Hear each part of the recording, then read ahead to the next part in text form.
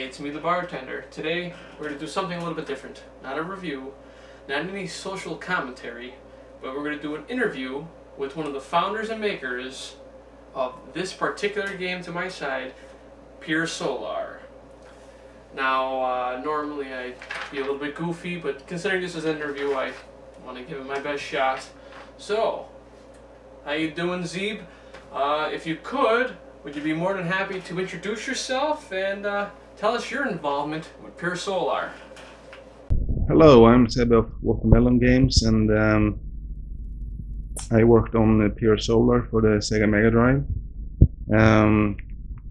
I started as a map designer because they really needed one, because they were busy with other things. Fonty, our programmer, he was busy with programming, and Daniel, our graphics artist, was very busy with his graphics. So they really needed one map designer. And while I worked on that for a while, I then moved on to other stuff, like NPC script, items and magic lists, attacks, and a lot of testing, and I wrote a few texts for the manual, and I oversaw many things of the game itself. And as the game became completed, I've done a lot of other things, such as customer support, and now I'm doing promotion. So that's how I've been involved in Pier. Interesting. Seems like you have an accent. Where do you live? I live in Sweden, in a municipality called Täby, which is a very old place. It has been here since it was established during the Viking era, or maybe even earlier than that. We have many rune stones from that era, and I'm very proud of that. Now, let's say, what was your favorite gaming moment? Like the moment that defined you as a gamer? The moment which defined me as a gamer was probably when I bet the game Alien Soldier on the super hard difficult, because then I felt like I'm a really kick-ass gamer who can do anything I really want, and that was a really great moment for me. And it was kind of similar when Pier was finished and released. I felt like a dream came true, and I could do many things that I had only dreamt about before. Now I can do many things. What is your favorite game? My favorite video game is Phantasy Star 4 for the Sega Mega Drive. It's a very magical game with a very beautiful soundtrack, and a nice battle system which has macros and combination attacks, and the skills and the techniques which are very useful to use. And the story wraps up the whole tetralogy very nicely, even the third game a bit. And it's a really kick-ass game to play, and I really like it a lot. So yeah, this is my favorite game. That's Star 4 for the Sega Mega Drive. What is your least favorite game? My least favorite game is Supreme Warrior for the CD32X, which is a big crap game. It's really awful. It's nearly unplayable because the game doesn't respond to your actions that you press on the controller, and we can't barely play it, so I think it's awful, simply put. What's your favorite console? My favorite console is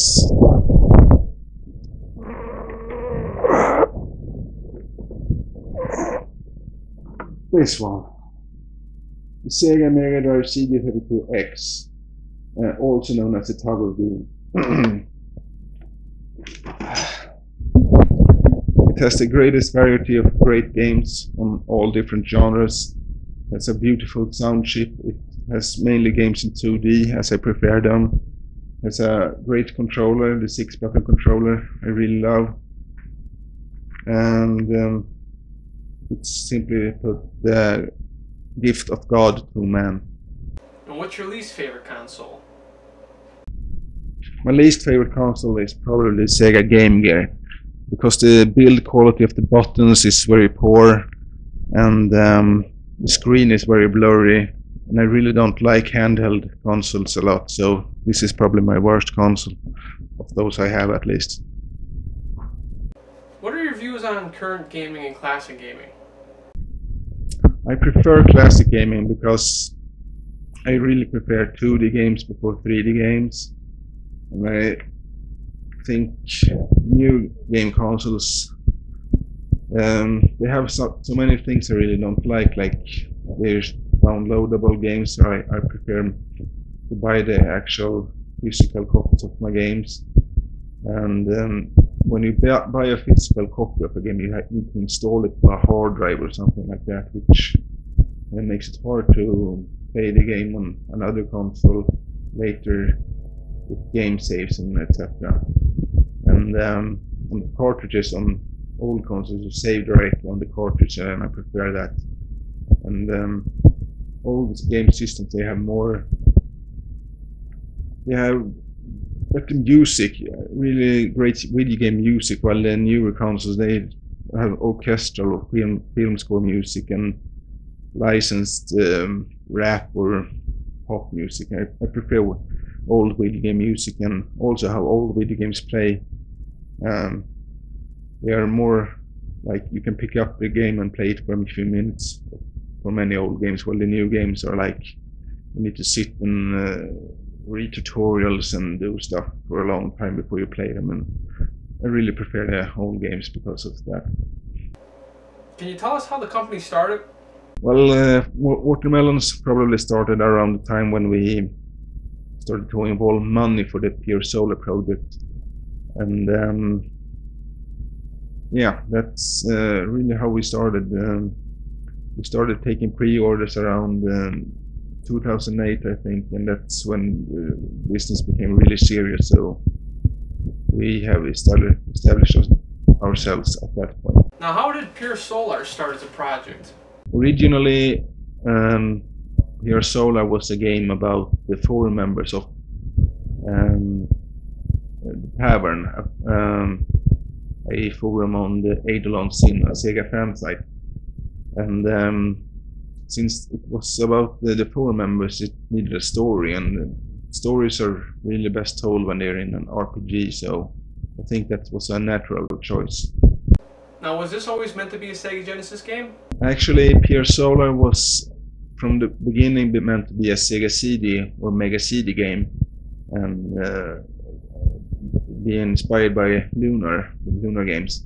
But the Sega CD and Mega CD concept was dropped because there are many memory limitations involved, like you can only hold 2 megabits per at single time, while on the Sega Genesis or Mega Drive you can hold all 64 megs at a single time, so it was really a lot easier to program for the Mega Drive than on the Sega CD.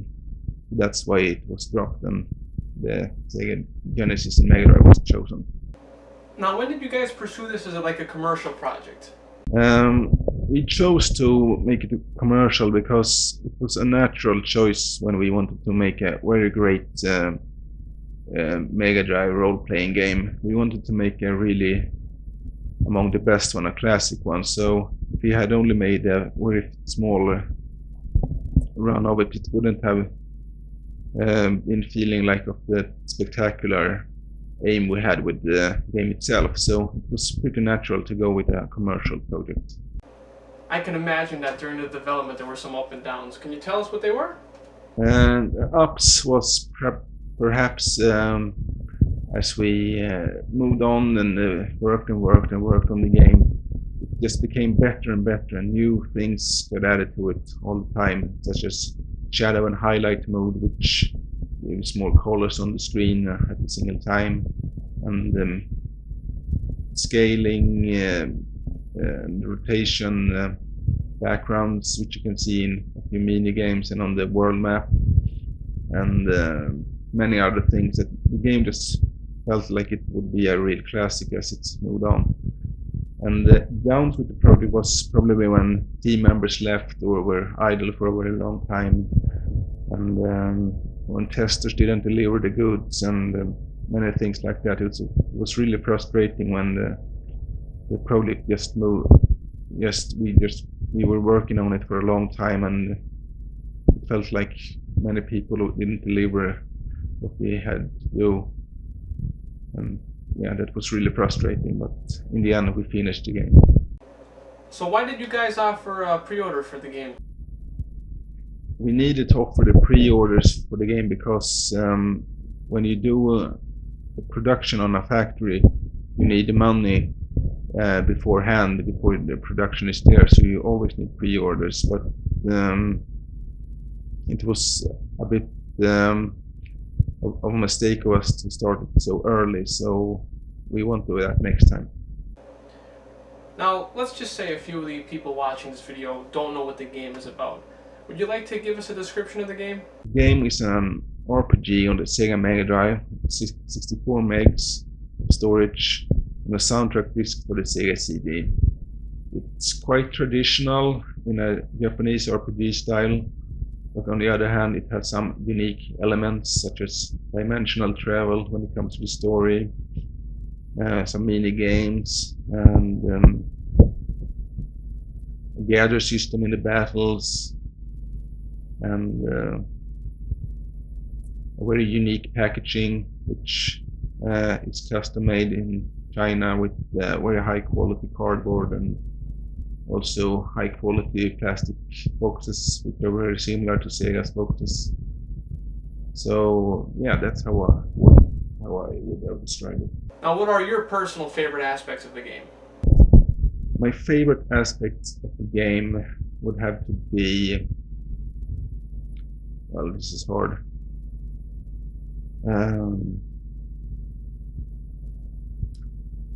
Well, can I say that it has a great retro feeling of an old classic game, and the quality shines through the whole game, and it never ceases to drop in quality anytime. That's my favorite aspect of the game. It feels like a whole unit of completeness, and I'm really proud of the high quality we managed to deliver. What were your least favorite aspects of the game? My least favorite aspect of the game?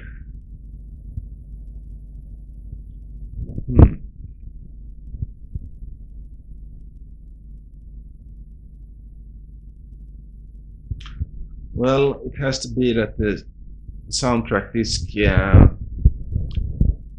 seemed to not work with all the Mega CD units. That was very unfortunate. But you can burn a CD of your own and then it should work. So the problem is half solved, I think. Are there things you wish you could change? And what would they have been? Well, a few days ago, some guy wrote that units of enemies you fight in the certain areas are very repetitive. You fight the exact same enemies over and over again in the same battles.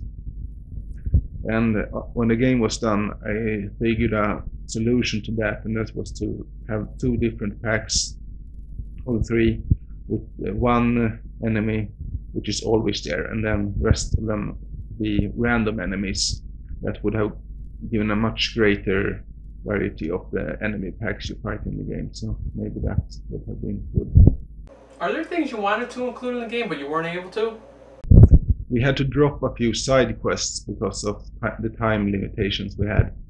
So that was really frustrating for me because I really wanted them in the game, but I managed to squeeze some of them in by really negotiating with studio or scripter. And well, the game could have been better if we had put those last few side quests as well. But on the other hand, we would have missed the Christmas deadline then we aimed for, and also we could have worked on the game forever and it would never have been finished, so we had to finish the game. Now, what was the general feeling when you were playing the final build of the game? When I was playing the final build, I felt like we had made the best possible game with our resources we had, and that we should have been very proud of it, simply put, because given the time and limits we had, it couldn't have been any better. Are you happy how everything wrapped up for the game? I'm very happy about how everything wrapped up, because it's in fact a very great game. I can say it from the bottom of my heart.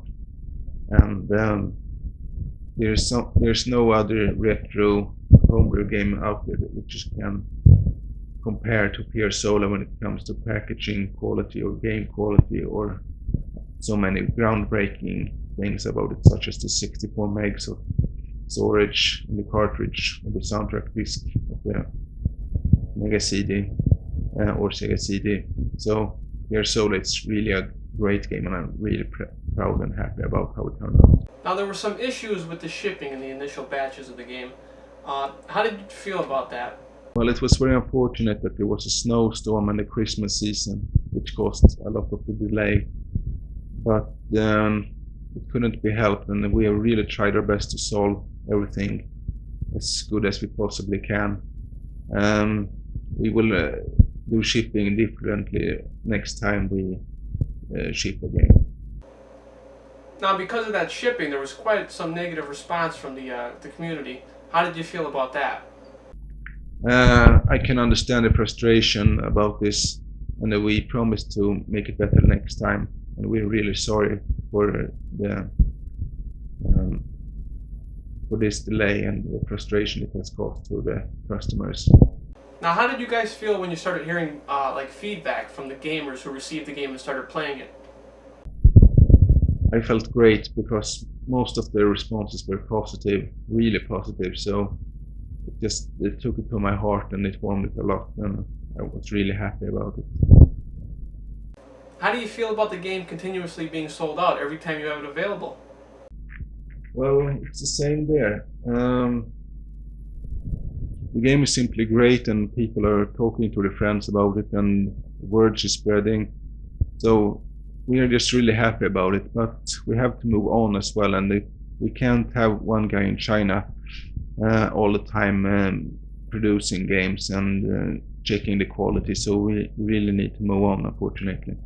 Now, this is something I noticed, but it seems that every time the game is put on eBay, it goes for astronomical amounts, due in part to you guys having the game sold out at a particular time.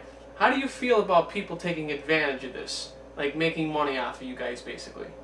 Well, I personally don't like people making money off our game. I think it's like parasiting, but then again, there's nothing we can do about it. And on the other hand, it really shows how great our game is when some people buy a game for over $400. So there are two sides of this coin. Now, will this game continuously be available? Pier will one day not be available any longer, and then you'll have to pay top gold for it, probably on eBay or someplace else. We need to move on our resources and time to focus on new games. So yeah, we've given all the people a great chance to buy Pier several times. So if someone finds out about the game later on, well, it's just unfortunate. What is the future for Watermelon Games? Well, the future is simply put more video games. We have a few projects we're working on right now, and we will probably make an announcement about them later this year. Do you have any projects that are coming up? As I said, we have two projects we're working on right now, but I can't give any details about it right now, but we will probably make an announcement later. Is there any platform you guys would like to work on in the future? Actually, personally, I'd like to work on only the Mega Drive myself, but if I want to do this as my main job, I have to work on modern systems as well, and that's something the team has thought about a lot recently, so we will probably do that as well. Now, do you guys plan on taking the company to like a current platform, say Xbox Live or the PlayStation Network? We have discussed about that, and we've also made some hints about it in previous interviews, so it's very likely that we'll do so in the future. Now, will you guys continue to support the retro community? We will definitely continue to support the Sega Mega Drive and perhaps other consoles as well, but since we have so much experience with Sega Mega Drive now, most likely we'll focus on that one. Now, Zebbe, I'd like to thank you very much for the interview. Believe me, this is an awesome experience. Not only is it awesome that I'm talking to a fellow gamer, but someone who had the heart and the ambition to create such an awesome title here at Pier. Do you have any closing comments for your fans? Yes, I'd like to thank you for taking this opportunity for me and making this interview. Thank you very much. And I'd also like to thank our fans and customers for their comments and feedback and their support for our game. It really means a lot to us, and without it we wouldn't have made another game which we're working on right now. So thank you very much, all of you, and see you soon. Now, Zebbe, once again I'd like to say thank you. If any of you out there are interested in this game, Pier, or the company Watermelon Games, check out the links below. I'd like to thank you all for watching. If you have any comments, please post them on the bottom. And I'd like to thank everyone for watching. I'm the bartender. Pier, everybody. Get it.